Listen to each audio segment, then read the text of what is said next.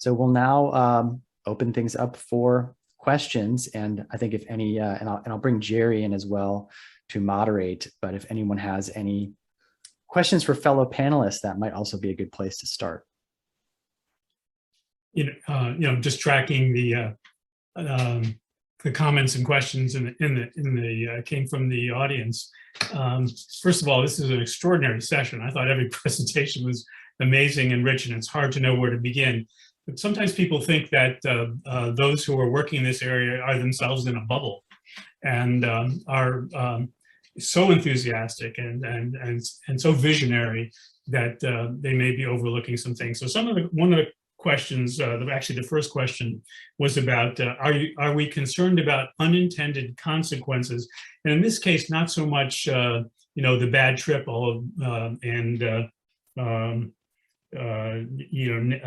consolidating negative experience or memory was something that Carrie Ressler mentioned, but it resonated with, what in part turned off the development of psychedelics, which was the 60s, tune in, turn on, drop out.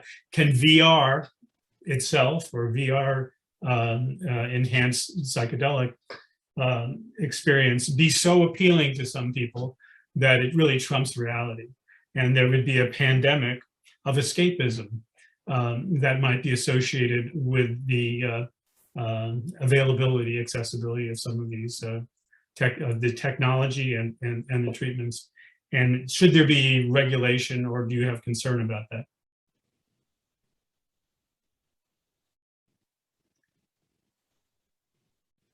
I'm going to call on somebody. I'll jump in really quickly.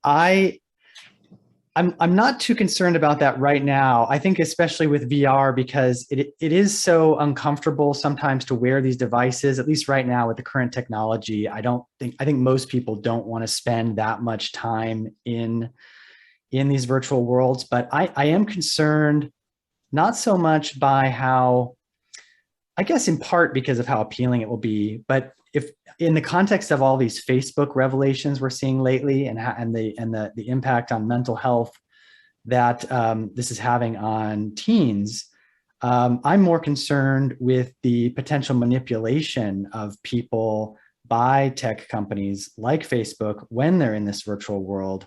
So it's not so much that people will be so find this so interesting and appealing that they'll want to escape, but it's what will happen once they're there, how they might be influenced, especially if they are in a vulnerable, altered state where they might be more easily influenced.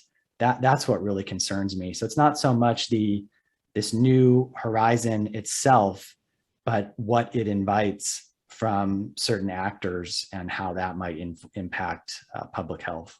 But you also said one reason you're not concerned is we're just not quite there yet with the comfort of our technology. Just a little different than should we be worried? I mean, there's actually a bit of a parallel there a little bit. I mean, psychedelic trips in general are not necessarily comfortable, particularly in these kind of therapeutic kind of environments. It's actually can be quite uncomfortable for people going through these experiences.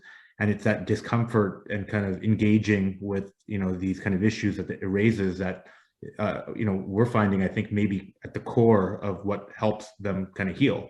And so, I mean, I think it's kind of interesting, at least in the psychedelic. I don't think the concern is so much about what happens in a therapeutic setting or the right set and setting or in a therapeutic encounter, but the increased acceptability of access to these substances, maybe through decriminalization, and the medicalization and the implicit approval that comes with that might lead to a generation of people dropping out again. I don't know. Just, but let me go to the next set of questions, which have a lot to do with the brilliant complexity that people were talking about of, personalized or precision psychedelics and all that would be involved in that, whether it's preparation, monitoring, and so forth. And there are a number of questions that address the issue that seems pretty expensive. And so who's going to pay for that? For whom it will be accessible? Will it then be only a treatment for the rich? And for me, it raises another question, which is how you think about the durability of the therapeutic. Because if these are treatments with all the complexity you described, that someone can undergo and be changed for their life. There's no price too large right now for a procedure like that. But having a long experience as a psychopharmacologist, where I discovered countless treatments that were breakthroughs that only stopped working when I had credible controls to study them. The question is, if these are not durable, and it's like, say ECT that gets you out of a state, but you have to have it again and again or be in maintenance, how does that change the the calculation around cost and complexity? I'll take a first stab at cost. I'm actually glad somebody asked that question. And I mean, full disclosure, I work for obviously a privately funded company, right? And so, but I know that our hope is that in the long run that the cost continues to come down. So again, you can collect multiple axes about a person's whereabouts and state of mind on a simple smartphone. So, and smartphone penetration is pretty high. Smartphone penetration is actually probably higher than actually reliable internet penetration is. So, there's a little bit of a mismatch there, but like for a real basic kind of fingerprint of a person, you can do that on a pretty accessible device. So I'd say that, but then you do have to think about the cost of other bits of it, right? You have to think about like the modeling, the machine learning, like if this is then going to be given back to people in an app or another platform. And I think it's just a matter of people going to conferences like this and raising that question. So it always is top of mind. And also when it comes to, if you feel like this is a necessity and internet is a utility, there you need to work on advocating and be aware of like where folks don't have internet access and to sort of think about the tools that can make that accessible for everyone. Thank you. There's not enough room on our shelves for all the different psychedelic development efforts that are going on commercially. One questioner asked, given all the array of different psychedelics, and their different kinetics or binding properties, shorter acting, longer acting, does it matter? Does it matter which one people use? And then resonating with that comment of Carrie Ressler, since we don't have yet credible blinding, how will we determine which one to use, other than the marketing race?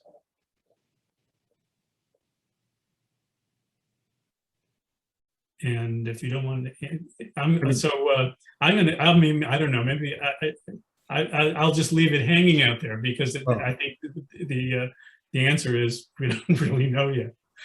One kind of comment I can make on that is, I think there are, at least if they're going to be used within a clinical infrastructure, there are certain properties about some of these different molecules that may make them more adept for that. So, at Field Trip, the molecule that we've been working on and kind of speaking about, one of the key properties of it is to kind of reduce the time frame of the psychedelic experience in order to help make it more accessible and bring the cost down. So I think that's certainly kind of one element of it. And then, there's certainly research out there about different types of molecules and them kind of working on particular types of treatment and different kind of conditions, certainly more efficiently. It would be good to know whether a short experience like a DMT or 5-MeO-DMT is just as effective as a long one with LSD. I have a question for Adam, because maybe it's too personal, but for me. But you mentioned NeuroRacer and ADHD, and in children, and I assume that's because children still are more neuroplastic and can change. But ADHD is really a lifelong problem.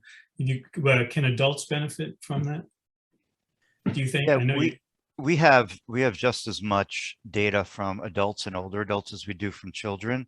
But as probably everyone knows, when you seek an FDA approval, you need to have a very narrow indication that matches whatever the phase 3 trial was.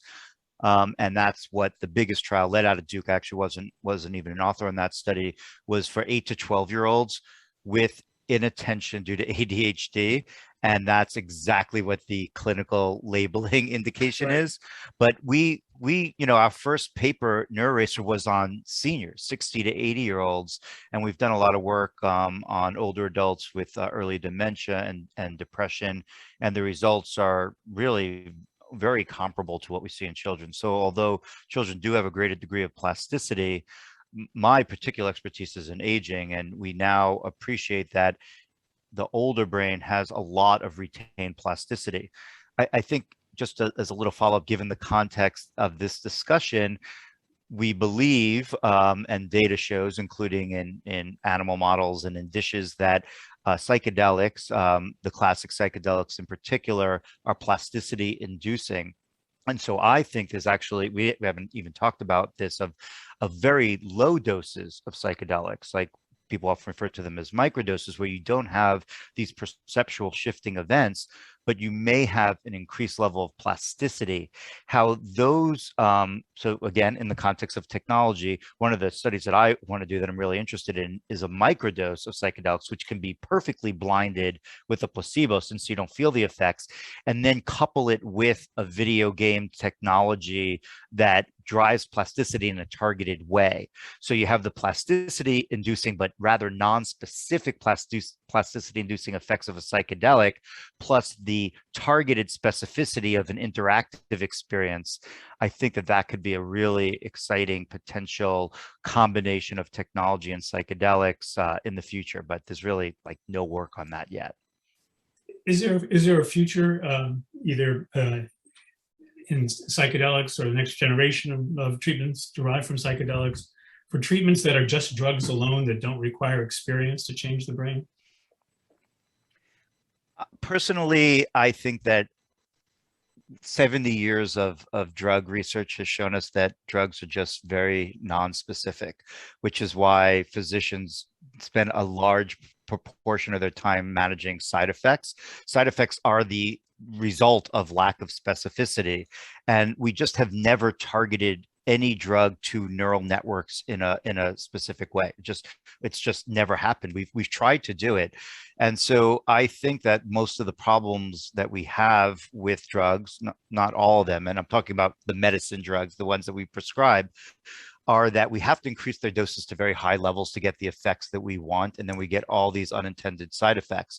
So my vision is that we could potentially lower the doses of all these drugs that we use for mental health conditions and neurological conditions by coupling them with experiential medicines that activate networks selectively. So I like the idea of drugs being combined with experiences, and I like the idea of non-invasive brain stimulation, like alternating currents and direct current stimulation, also being coupled with the more precise targeting that you get from an experience that you don't get from non-invasive brain stimulation. So those are my views. So yeah, I know we're, go I know we're almost out of time. Can I just add one really just question, which will require another panel? So tips 2022.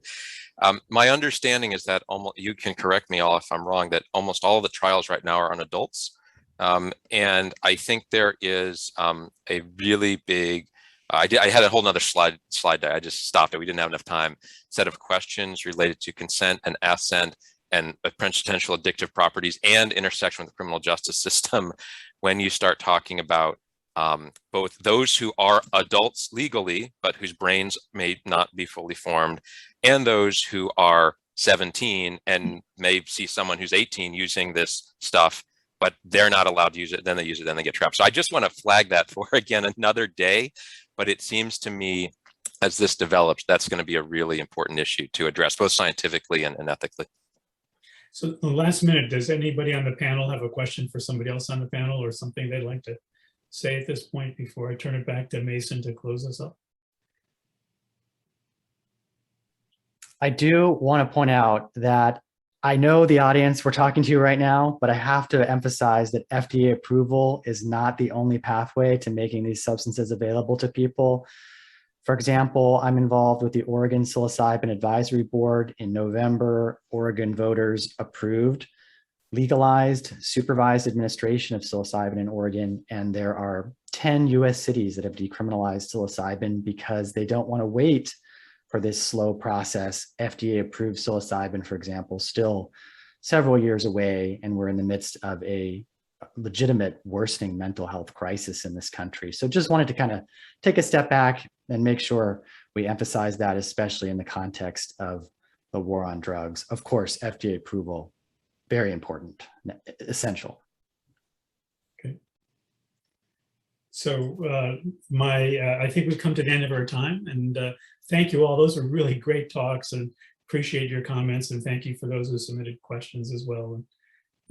And enjoy the rest of the conference.